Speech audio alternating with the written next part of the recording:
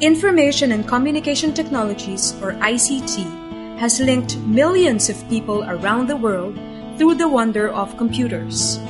Even though ICT is extensively utilized in the many aspects of our daily lives, nowadays it has remained inaccessible to persons with disabilities.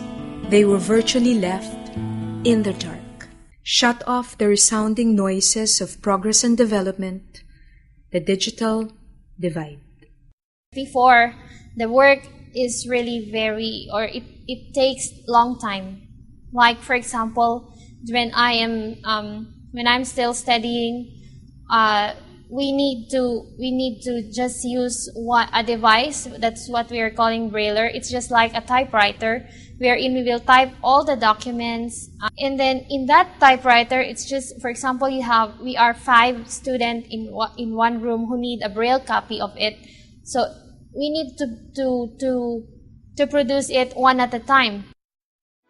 In the Philippines, accessibility has become a great challenge among ICT stakeholders in order to enable persons with disabilities to gain equal opportunities in the full and effective exercise of human rights. However, there was a lack of awareness among the public, even stakeholders, on accessibility as applied to the disability sector. We needed to get updates and information from neighbors or similar organizations locally and internationally concerning specific needs of persons with disabilities on ICT. In 2003, Inter-Regional Seminar and Regional Demonstration Workshop on Accessible ICT and Persons with Disabilities was organized by the United Nations Department of Economic and Social Affairs in partnership with the Department of Social Welfare and Development and National Council for Disability Affairs in order to spearhead the program of Internet accessibility for persons with disabilities. Based on the collaborative efforts, the Manila Declaration on Accessible Information and Communication Technologies and Manila Design Recommendations on Accessible Information and Communication Technologies were adopted at the UN level. Because of that Manila Declaration, it opened the doors for persons with disabilities to engage themselves in this kind of endeavor. There are special programs that are designed for them. That is why in the Philippines, we can say that it's a booming industry within the sector of persons with disabilities. However, a question was raised on how this declaration would impact the daily lives of persons with disabilities, particularly from the perspective of accessibility. One factor that triggered putting ICT into practice was the training from the perspective of DAISY, or the Digital Accessible Information System and Web-Based Networking, by the Asia Pacific Development Center on Disability in Bangkok, Thailand.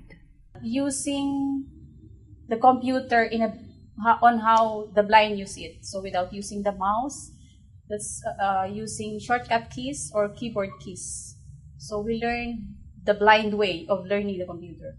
The highlight was an action plan that would work so that we could use accessible ICT to generate jobs here in the country. We were challenged to think of other partners who we haven't tapped, like the networks and the media. We have had very good projects, but the public doesn't know. One focus in the action plan was to sensitize the public, including web designers, on accessible ICT for persons with disabilities. It is true that at first, the ICT subcommittee under NCDA was not always actively working with all the stakeholders from government agencies, business sectors, and NGOs. But the commitment of key stakeholders activated the ICT subcommittee to collaborate among different agencies. Even before talking to these government agencies, we met among ourselves, the leaders of the sector, and we agreed on one particular statement. We had one voice, and we also knew how to solve our problems. We were not talking only about issues, but we made sure that side by side with issues, we would also be presenting our recommendations to the government agency. In 2005, with support and funding from DSWD and NCDA, workshop series for website designers was conducted in cooperation with NCDA, the National Computer Center, and APCD. Mr. Leo Valdez from Vision Office provided technical assistance as the main resource person. Before, I do not understand what accessibility means. But when I learned about it, I started to understand about some changes that I need to make on my design that would be beneficial to other persons with disabilities. Before, I learned about how to design websites, but without accessibility. But now I need to make some changes. Before, I'm very much fond of using Flash animation, but now I stopped using it primarily because of accessibility, in order for those other people with disability to understand my designs. Aside from what I've learned when I was studying, when I attended the workshop, I realized that there are lots of things that I can do to help those people in terms of accessibility, so that my fellow visually impaired or PWDs can also access the internet if the websites are already accessible. An outcome of this workshop series was a 4-point criteria of minimum requirements for an accessible website. As an incentive, NCDA, NCC, and also the UN-awarded PWD-friendly websites if they complied with the standards. The first NGO to be awarded was Achieve. I was so happy, but I did not expect it. Because among those people from webmasters from different government and non-government organizations, why that the award was given to us. I can see through computer that I can, predict better because of the availability of information. The availability, accessibility of information, especially in the internet, I can predict the future, the direction of blind people. ICT stakeholders continued a workshop series for website designers throughout the Philippines. Most participants gathered in one place to update and monitor what happened. With the funding from DSWD and NCDA, a national ICT workshop was organized as well. While Mr. Leo Valdez from Vision Office contributed as a resource person, APCD also mobilized a resource person to share updates in the Asia-Pacific region.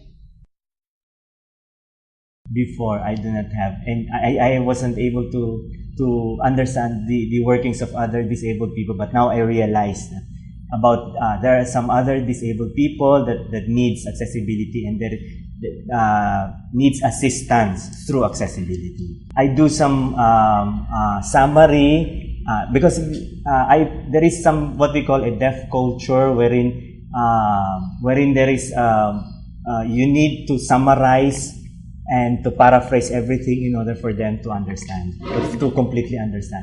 Or you have to, when you put some words, you have to make some drawing and design in order for them to understand clearly, and it will be easier for them to understand. Assuming, for example, that there is no screen reader at all. So, could just imagine a college student like me having a computer course that needs most of the time research, and I need to ask the assistance of someone in order for me to click a particular link, for example, or type in a particular address. With this ICT thing, blind is now independent when it comes to using computer. As an outcome of this workshop series and collaborative efforts between the government and NGOs, web designers with ICT and web accessibility experts banded together and formed the Philippine Web Accessibility Group, or PWAG. In collaboration with government agencies such as DSWD, NCDA, and NCC, PWAG has been tasked to implement ICT accessibility programs in the Philippines. Accessibility is fairly new to the Philippines. So after the 2003 to 2004 and the rest of the workshops, during that, nobody knows about accessibility. Nobody knows about the concerns of other disabled people. Nobody knows about the concern of people who are deprived of information.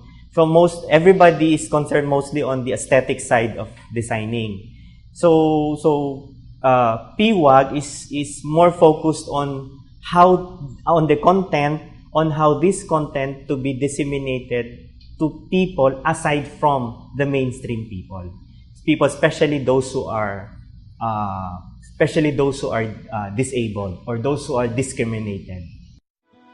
The good impact of ICT initiatives has been demonstrated in several ways. For example, good practices on ICT were publicly broadcasted on TV. Moreover, in 2007 at the UN level, the initiatives and collaboration on ICT in the Philippines was cited as the best practice in the Asia-Pacific region. One thing we picked up is to really involve the sectors that were not there before. Number one, the business sector, the media, and NGOs with the grassroots connections. And yes, we had and also the involvement of the persons with disabilities themselves to be the champions. There has been a spin-off from all the hard work collaborating with the government and NGOs. Further cooperation on disability. For instance, the Department of Foreign Affairs has employed more than 10 deaf encoders. I'm very happy working here. I'm very happy communicating with hearing people, and most of the time I teach them signs, and then I enjoy teasing with them, making fun of them. Of course, I'm happy here working as an encoder for the passport. I'm also happy meeting other people and then helping them getting their passports. With ICT skills, these deaf encoders have done excellent work and were cited as model employees during the National Disability Prevention and Rehabilitation Week celebration in 2008. The Manila Declaration, a non-binding document, acts as a bridge to the binding UN Convention on the Rights of Persons with Disabilities, or the CRPD, notably paragraphs G and H, Article 9.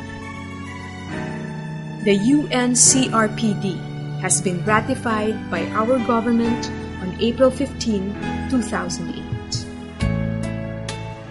Even though the Philippines is committed to the rights of persons with disabilities to have access to ICT, realistically, the day has not yet come when all persons with disabilities have access to ICT. There is a long way to go.